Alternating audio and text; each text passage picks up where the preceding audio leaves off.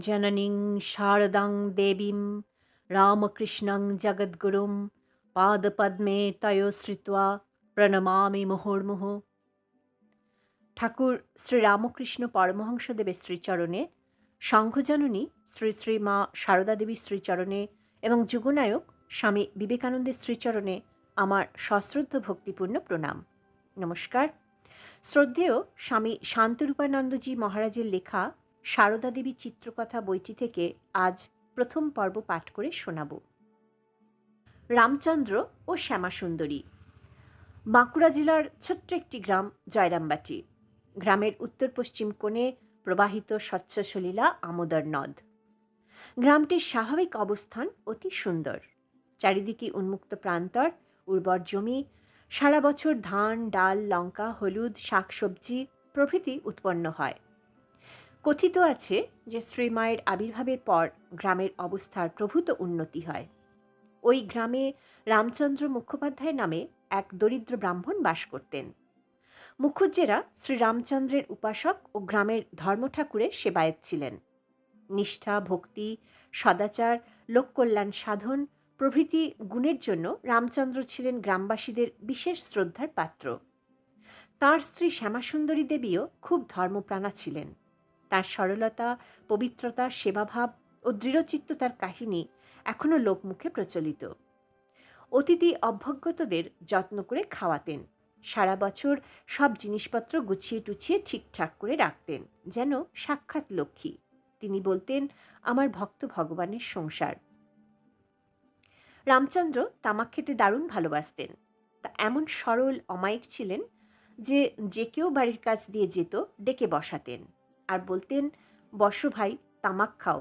এই বলে নিজেই ছিলিম ছিলিম তামাক সেজে খাওয়াতেন। এই ভক্ত দম্পতির ঘরে শ্রীমা সারদা দেবীর আবির্ভাব। শ্যামাসুন্দরী ও রামচন্দ্রের দর্শন। শ্যামাসুন্দরী দেবীর বাপের বাড়ি শিহর গ্রামের উত্তর পাড়ায়। একবার তিনি সেখানে ঠাকুর দেখতে গেছেন। একদিন বাড়ির কাছে এল্লাপুকুরের পাড়ে শৌচে যান। তখন অন্ধকার। স্থান ঠিক করতে না পেরে এক বেলগাছের নিচে বসে পড়েন। অমনি এক ঝনঝন শব্দ। লাল চেলি পরা একটি ৫-৬ বছরের অতি সুন্দরী মেয়ে গাছ থেকে নেমে এলো। তারপর তার কাছে এসে দুহাত দিয়ে পিঠের দিক থেকে গলা জড়িয়ে ধরে বলল, আমি তোমার ঘরে এলাম মা। তখন শ্যামাসুন্দরী অচৈতন্য হয়ে পড়লেন। সকলে গিয়ে তাকে ধরাধরি করে বাড়ি নিয়ে এলো। তিনি অনুভব করলেন ওই কচি মেয়েটি তার উদরে প্রবেশ করেছে। এই সময় রামচন্দ্র কলকাতায় ছিলেন। কলকাতায় যাবার আগে তিনিও এক অদ্ভুত স্বপ্ন দেখেন। দেখলেন একটি ছোট মেয়ে পিঠের দিক থেকে তার গলা জড়িয়ে আছে। মেয়েটির রূপ অসামান্য ও গায়ে মূল্যবান সব অলংকার। বিস্মিত রামচন্দ্র প্রশ্ন করলেন, কে গো তুমি? মেয়েটি উত্তর দিল, এই আমি তোমার কাছে এলুম।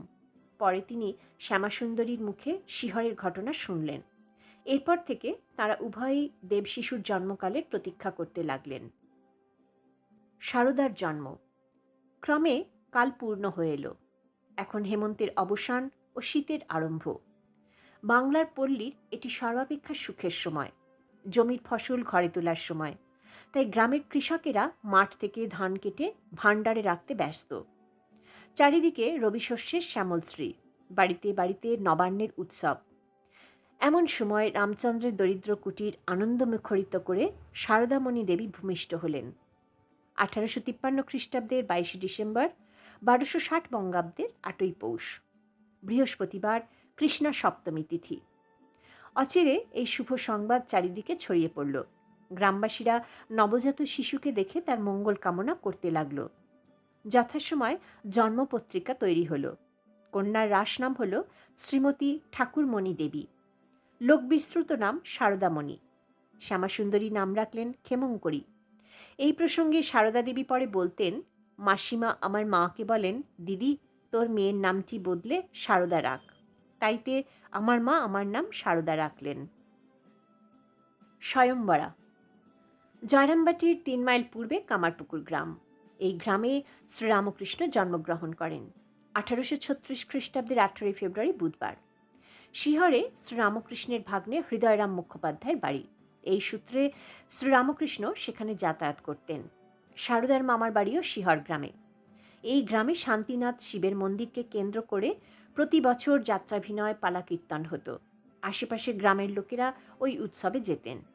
এইরকম এক উৎসবে কামারপুকুর থেকে শ্রীরামকৃষ্ণ গেছেন শিহরে। জয়রামবাটি থেকে সারদার বাড়ির লোকেরাও এসেছেন। ছোট মেয়ে সারদা সঙ্গীতের আসরে একটি মেয়ের কোলে বসেছিলেন।